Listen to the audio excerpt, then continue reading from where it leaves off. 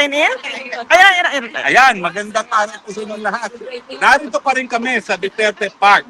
Ang mga kampon ng CBP-NPA. Kaya kayo, hindi nyo kami napaalis. Ayan, pakita po natin ngayon ang lugar ng Duterte Park. Mas maganda po ngayon dahil mas maraming puno ang Duterte Park. At ngayon, meron pa kaming mga tent. Diba? So, ang mga kulto ng mga CBP-NPA, telat, hindi nyo kami mapapaalis dahil ang buong Kingdom of Netherlands kinikilala na kinidnap ang Tatay Digong. Kaya hindi nyo kami mapipigil magtipon-tipon. Kung sa Pilipinas, sinusupil ni Marcos Jr. ang karapatan ng malayang pananalita at malayang mapayapang pagtipon-tipon, dito sa Netherlands, hindi pwede sipilin. Walang power sa mga bangag dito. Walang power sa mga butod. Belat nyo! Pagtitipon-tipon ng mga nagmamahal sa bayan, nagmamahal kay Tatay Digong. Mabuhay po ang Pilipinas! Duterte! Duterte! Duterte! Duterte! Duterte! Duterte! Duterte! Nakita niyo po ha, walang kupas ang pagmamahal ng mga kababayan natin kay Tatay Digong.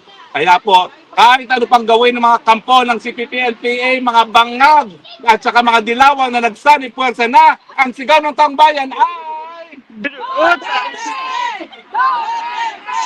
Duterte! At anong dapat gawin yung Tatay Digong? Bring him home! Bring him home! Bring him home!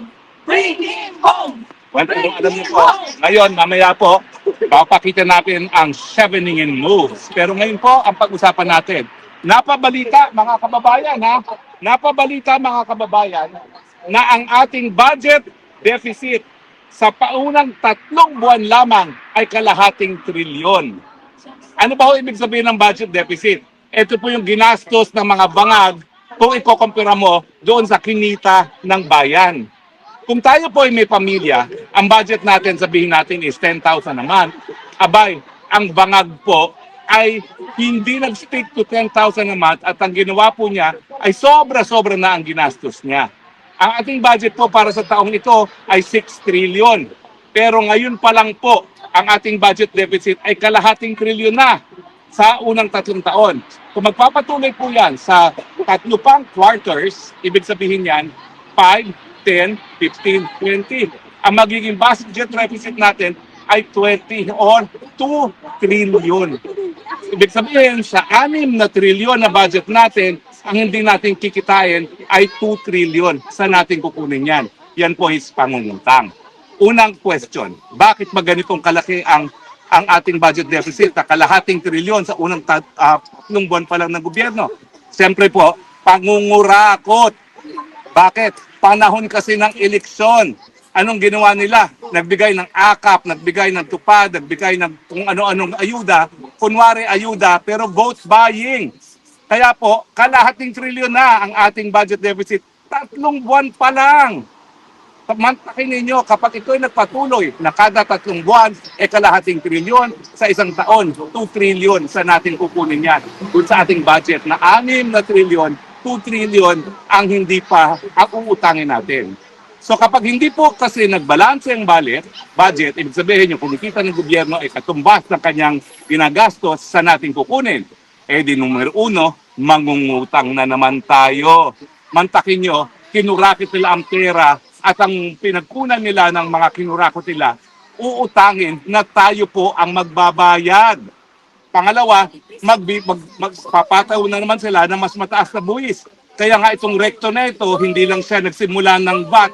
Ngayon, gusto pa niyang pataasin ng buwis, lalong-lalo na sa capital gains tax. Naku po, ano ba ang mangyayari kapag nagpatuloy na ganito ang sitwasyon? Well, unang-una po, tataas yung tinatawag natin interest rate. Kapag nangutang ang mga mamamayan para sa kotse, para sa bahay, para sa negosyo, masyadong mataas po.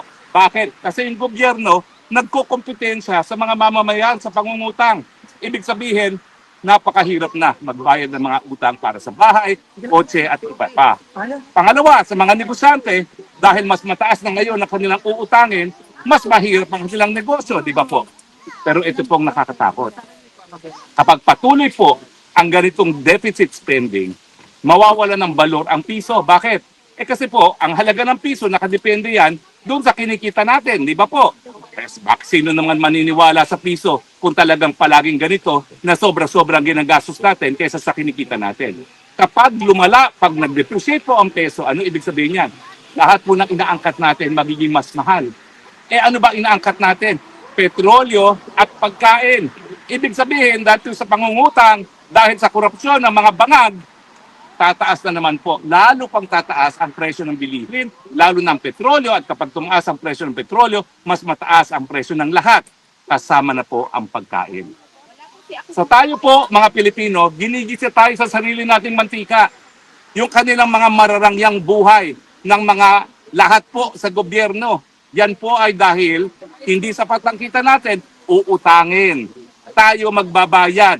And in the process, mawawala ng balor ang piso, tataas ang interest rates, yung ating mga binabayarang pangungutang, at ang pinakagrabe po, lalong lalala ang pagtaas ng bilihin, presyo ng bilihin. Ngayon lang po, yan lang ang pangunahing problema natin. Walang tigil ang taas ng presyo ng bilihin, lalala pa. Dahil nga ang ginawa nila, linapa nila yung kaba ng bayan para magpasasa at para masigurado na manalo sila sa darating na eleksyon.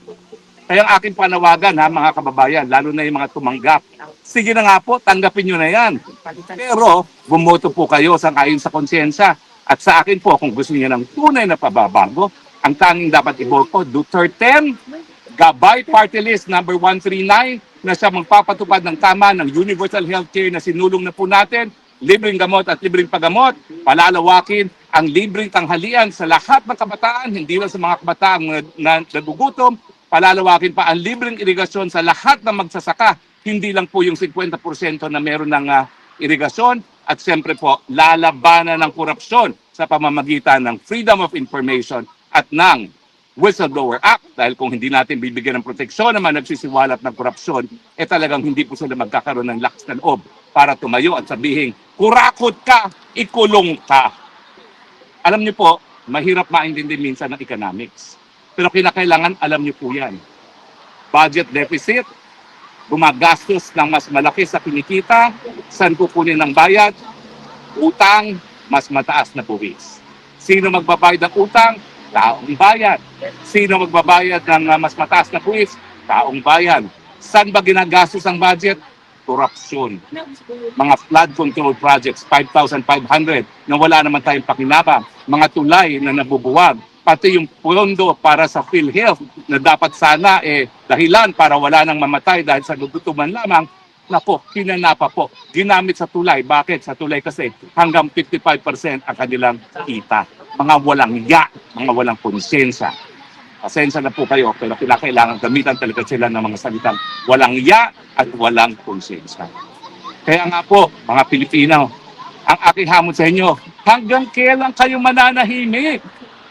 Pahirap po ang buhay. Mahirap na ang buhay ngayon. Kalahati na ng ating mga kababayan nagugutom. Mas marami pa pong magugutom dahil dito sa deficit spending na nangyayari. Dahil tataas po ang presyo ng lahat ng bilihin.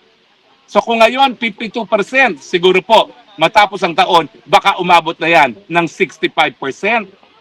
At saan tayo pupulutin pa ganyan? Nais niyo pa bang magrevolusyon para magkabago lang? Ako ayaw ko pong revolusyon na madugo. Ang gusto ko po, gamitin na natin yung kapangyarihan natin bilang soberenyang mamayan, bilang tunay na may kapangyarihan para sisantihin na itong gobyernong ito. May karapatan po tayo magsisante at 2 beses na natin nagawa yan sa ating kasaysayan. Wala pong illegal dyan, basta ang gagawin natin, mapayapa. Ginagamit lang po natin ang ating karapatan kung tayo po'y magsisisante ng walang silbing gobyerno sa mga mapapayapang pamaraan. Pero kung tayo po'y mamanahimik, kung aantay pa natin yung hagupit ng bayan, dyan po talaga tayo magkakaproblema.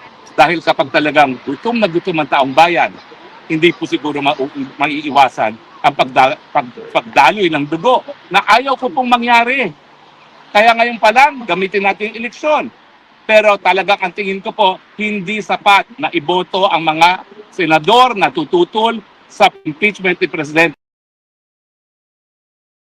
ni Vice President Duterte. Kinakailangan palitan ng ulo mismo. Dahil kapag ang ulo ay wala sa tamang pag-iisip, walang solusyon sa problema, lalong-lalo na sa problema ng pagkagutom, sa problema ng pagtaas na presyo ng bilihin, kawalan ng trabaho at mga mababang welfare. So mga taga-hid, kayo kayo, puntin tayo rito. Alam mo na, saan po kayo galing? Ireland. Ireland. Ba't po kayo nandito? Siyempre, to show our love and support to President Duterte. Miss, hindi nyo sa natin ito. Kayo po, Dublin, Ireland. Dublin, Ireland. Oh, sino ang pinakamalayo ngayon na pinanggalingan? Dublin, Ireland. Kayo po, saan po kayo galing? Dublin. Alam niyo po, sa Dublin, sila talaga eh. Hindi. Oh, pala daw kayo. Okay, ito na po ang pinagkakaantay natin. Yeah. Yung mga chevening moves. Okay? Okay. And a 2, and a 3. Bangat, bangat, bangat. Bangat, bangat, bangat. Bangat, bangat, bangat. Ngiwi, ngiwi, ngiwi. Ngiwi, ngiwi, ngiwi. Ngiwi, ngiwi, ngiwi. Butod, butod, butod. Butod, butod, butod. Butod, butod, butod. Ano ang sigaw ng bayan? Bring him home! Bring him home! Bring him home! Galing po sa Duterte Park, dito sa Shebingen Detention Facility.